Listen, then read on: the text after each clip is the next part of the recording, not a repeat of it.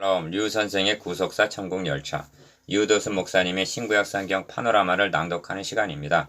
지금은 열왕기하 파노라마 15장입니다. 유다의 교만을 징계하신 하나님. 15장의 구조는 앞부분과 뒷부분에는 유다 역사가 기록되어 있고 중간에는 북쪽 이스라엘의 역사가 기록된 구조로 되어 있습니다. 그런데 이스라엘의 역사의 특징은 반역의 악순환이 반복된 역사를 보여주고 있고 유다 역사의 특징은 여호와께서 왕을 치셨으므로 5절, 베가를 보내어 유다를 치게 하셨더라고 37절, 왕위를 패하신 것이 아닌 치셨다 합니다. 이는 징계를 나타냅니다. 어떤 차이인가? 북이스라엘은 반역이 일어나는 것을 버려두셨다는 것과 징계하실지언정 버리시지 않으신다는 점을 나타냅니다.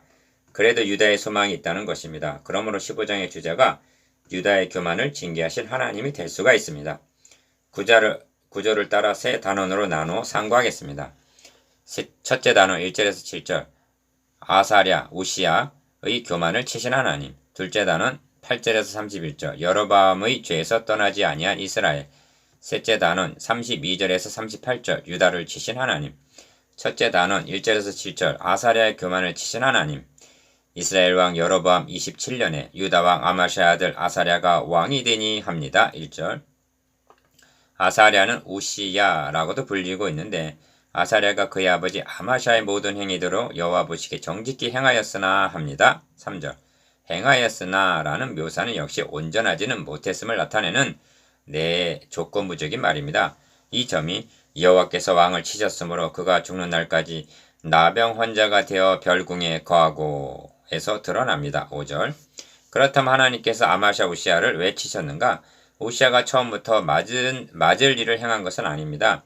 하나님의 묵시를 밝히 하는 스가랴가 그를 보필하는 동안에는 그가 여호와를 찾았고 그가 여호와를 찾을 동안에는 하나님이 형통케 하셨더라고 역대하 26장 5절 말씀하는 것으로 보아 그도 처음은 좋았음을 알 수가 있습니다. 역사서를 상고해보면 왕들 중에는 여호와 보시기에 악한 왕이 있고 선한 왕도 간혹 있습니다. 그런데 선한 왕이라 할지라도 그 선함을 끝까지 유지하는 왕이 없다는 점입니다. 처음은 좋았으나 나중에는 변질이 됩니다. 그 대표적인 예가 솔로몬입니다. 말하자면 처음 사랑을 버린 것입니다. 사도 바울이 죄론을 말씀하는 중에 사람은 다 거짓되되 로마서 3장 4절라고 한 뜻은 이를 염두에 두고 한 말입니다. 우시야도 그런 왕 중에 한 사람이었습니다. 하나님을 찾을 동안은 그를 형통하게 하셨습니다. 그러나 형통하게 하셨느냐 하면 얼마나 형통하게 하셨느냐 하면 우시야가 매우 강성하여 이름이 애굽 변방까지 퍼졌더라. 그의 이름이 멀리 퍼짐은 기이한 도심을 얻어 강성하여 짐이었더라 할 정도였습니다. 역대하 26장 7절 15절. 그런데 성경은 그가 강성하여 짐에 그의 마음이 교만하여 악을 행하여 그의 하나님 여호와께 범죄하되 곧 여호와의 성전에 들어가서 향단에 분향하려 한지라 합니다. 역대하 26장 16절. 우시야가 강성해짐에 교만해져서 범에서는 아니 될 제사장의 영역을 범한 것입니다. 그렇다면 왕이 분향하려 했다는 것이 어째서 그토록 큰 잘못이 되는가?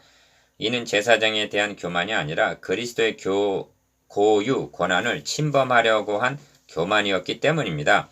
구약의 왕과 제사장과 선지자란 모두가 메시아적 사명입니다. 예수 그리스도는 왕이시며 제사장이시며 선지자로 오셨습니다.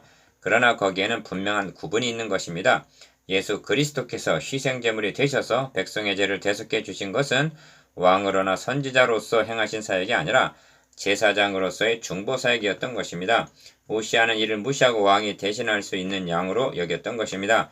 우시야의 교만은 제사장적인 그리스도의 권위를 범하는 교만이었습니다. 그 교만은 나병으로 치실 만큼 중한 죄였던 것입니다. 이 점은 사울 왕에게서도 보는 바인데 사울은 위급함을 보고 절박하여 사무엘의 오기를 기다리지 못하고 자신이 번제를 드렸다가 왕이 망령되이 행하였도다는 사무엘상 13장 6절에서 14절 그러한 책망과 함께 왕위가 패하게 될 것을 선고받았던 것입니다. 이것이 아사랴의 교만을 치신 하나님입니다. 둘째 단원 8절에서 31절 여로보암의 죄에서 떠나지 아니한 이스라엘. 둘째 단원은 앵글을 북쪽 이스라엘로 향하여 여러 왕들을 조명하고 있는데 무려 6 왕이 등장합니다. 스가랴, 살룸, 무나헴, 부가히야, 베가, 호세야. 아주 간단하게 언급하고 있습니다. 이것도 열왕기의 특징 중 하나인데 길게 언급할 가치가 없다는 것이겠죠. 이들에게 공통점이 있는데 첫째는 여호와 보시기에 악을 행했고 9절, 18절, 24절, 28절. 둘째는 여로보암의 죄에서 떠나지 않았다는 것이고 9절, 18절, 24절, 28절. 셋째는 반역으로 10절, 15절, 25절, 30절 죽임을 당하여 왕위를 계승시키지 못했다는 점입니다. 이러한 징조가 무엇을 보여주고 있느냐 하면 북이스라엘의 종말이 이르렀다는 점입니다. 맨 끝을 언급하고 있는 호세아 왕은 이스라엘의 마지막 왕으로 호세아 9년에 이스라엘은 아수르에 의해서 패망하게 됩니다. 이 기간의 북쪽 이스라엘을 위하여 세움받은 선지자가 이름이 같은 호세아입니다. 그는 증언하기를 나팔을 너의 입에 댈지어다. 원수가 독수리처럼 여호와의 집에 덮치리니 이는 그들이 내 언약을 어기며 내 율법을 범함이로다. 그들이 왕들을 세웠으나 내게서 난 것이 아니며 그들이 지도자를 세웠으나 내가 모르는 바이며 그들이 또 그 은금으로 자기를 위하여 우상을 만들었으나 결국은 파괴되고 말리라고 외쳤던 것입니다. 호세아서 8장 1절 4절. 이스라엘이 멸망받게 된 결정적인 죄는 여로보암의 죄, 즉 금송아지를 자신들을 애굽 땅에서 인도하여 올린 신으로 섬긴 우상 숭배였다는 점입니다. 열왕기상 12장 28절. 그러니까 북쪽 이스라엘의 죄악도 궁극적으로는 제사장적인 죄라는 점입니다. 그들은 제사를 드리지 않은 것이 아닙니다. 하나님 앞에 드렸어야 할 제사를 금송아지에게 잘못 드렸던 것입니다.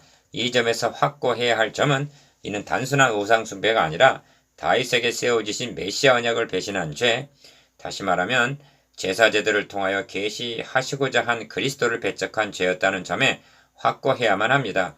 신구약을 막론하고 멸망에 이르는 죄는 그리스도를 배척하는 것입니다.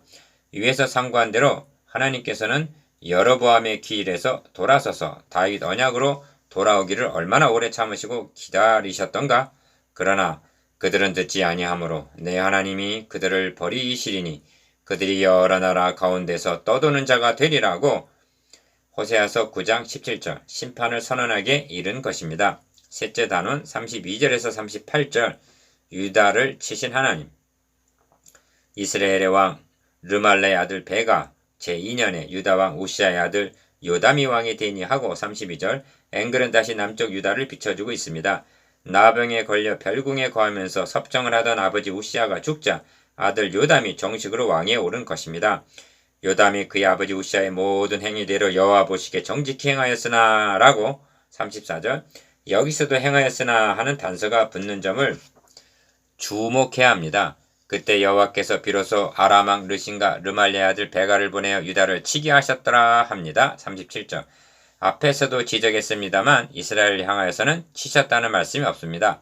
성경은 주께서 그 사랑하시는 자를 징계하시고 그가 받아들이시는 아들마다 채찍질 하심이라고 말씀합니다. 히브리서 12장 6절. 그러면 무슨 맞는 일을 행했는가? 그 원인을 오직 산당을 제거하지 아니하였으므로 백성이 여전히 그 산당에서 제사를 드리며 분향하였더라 해서 35절 구할 수가 있습니다. 여기까지 상고하면서 의도적으로 언급하지 않은 점이 있는데 그 주제가 산당입니다. 열왕기 상하를 유의해보면 산당은 없이 하지 않았다는 말씀이 왕이 즉위할 때마다 나옵니다. 아사 같은 선한 왕도 다만 산당은 없애지 아니하니라고 열왕기상 15장 14절 이 점이 미흡했음을 말씀합니다. 여호사밧과 같은 선한 왕도 여호와 앞에서 정직히 행하였으나 산당은 폐하지 아니하였으므로 백성이 아직도 산당에서 제사를 드리며 분향하였더라고 이 점을 지적합니다. 열왕기상 22장 43절 요아스 왕도 열왕기하 12장 3절 아마샤 왕도 열왕기하 14장 4절 우시아 왕도 열왕기하 15장 4절 그리고 본문에 등장하는 요담 왕도 열왕기하 15장 35절 그러했던 것입니다. 오직 산당을 제거하지 않았다는 말은 마땅히 산당을 제거했어야 함에도 제거하지 않았다는 뜻이 됩니다. 후에 가서 보게 될 것입니다만 히스기야 왕 때에 가서야 비로소 그가 여러 산당들을 제거하며 주상을 깨트리며 하고 열왕기하 18장 4절 산당을 제거하는 것을 대하게 됩니다. 그러나 그 아들 므낫세 왕이 그의 아버지 히스기야가 헐어버린 산당을 다시 세웠던 것입니다. 21장 3절. 이를 요시야 왕 때 제사장이 분향하던 산당을 게바에서부터 부엘세바까지 23장 8절 제거하였을 뿐만이 아니라 북쪽에 있는 이스라엘에게 범죄하게 한 느밧의 아들 여로보암이 베델에 세운 제단과 산당까지 헐어버렸던 것입니다. 23장 15절. 하나님께서 과도기적으로 산당에서 제사함을 허용하신 때가 있으셨습니다. 열왕기상 3장 2절 3절. 그때까지 여호와의 이름을 위하여 성전을 아직 건축하지 아니하였으므로 백성들이 산당에서 제사하며 솔로몬이 여호와를 사랑하고 그의 아버지 다윗의 법도를 행하나 오히려 산당에서 제사하며 분향하였더라고 말씀합니다. 열왕기상 3장 2절 3절. 그러니까 그때도 오히려 산당에서 다른 번역대로 하면 여전히 다만 한 가지 여전히는 현대인의 성경 다만 한 가지라고 번역한 것은 공동번역 라고 말씀하므로 그것이 잘못임을 지적하고 있습니다. 오히려 산당에서라는 말을 여전히 산당에서 또는 다만 한 가지 이렇게 번역을 합니다. 하물며 성전이 세워진 이후에 산당에서 여전히 제사하며 분향한다는 것이 합당한 것이겠습니까? 산당은 당연히 폐했어야만 합니다. 하나님께서는 일찍이 모세를 통하여 너는 삼가서 너에게 보이는 아무 곳에든지 번제를 드리지 말고 오직 너희의 한 지파 중에서 여호와의 택하실 그곳에서 너는 번제를 드리라고 명하셨던 것입니다. 신명기 12장 13절 14절. 여호와의 택하신 그곳이 어디입니까? 성경 말씀합니다. 또 요셉의 장막을 버리시며 에브라임 지파를 택하지 아니하시고 오직 유다 지파와 그의 사랑하시는 시온산을 택하시고 또 그의 종 다윗을 택하시되 시편 78편 67절에서 70절. 그렇습니다. 하나님께서는 그리스도가 유다 지파 다윗의 자손으로 오셔서 단번에 드려주실 오직 그 제단만을 바라보기를 원하셨습니다. 그런데 유다가 이에 대한 예표적인 예루살렘 성전을 가졌으면서도 산당에서 제사하며 분향했다는 것은 오늘날 여기서도 저기서도 구원이 있다고 주장하는 종교 다원주의와 같은 것으로 유일하신 중보자이신 그리스도의 제사장적 사명을 혼합 종교화한 것입니다. 명심하십시다. 우시아가 제사장 대신 분향한 교만도, 북쪽 이스라엘 왕들이 여로보암의 죄에서 떠나지 아니한 죄도, 그리고 유다가 산당에서 제사하며 분향한 것도 구속사라는 맥락에서 바라보면 모두가 단번에 드려주신 예수 그리스도의 십자가 복음을 훼손한 죄라는 사실을, 그렇다면 현대의 산당은 무엇일까 하고 생각에 잠기게 합니다. 이것이 유다를 치신 하나님입니다.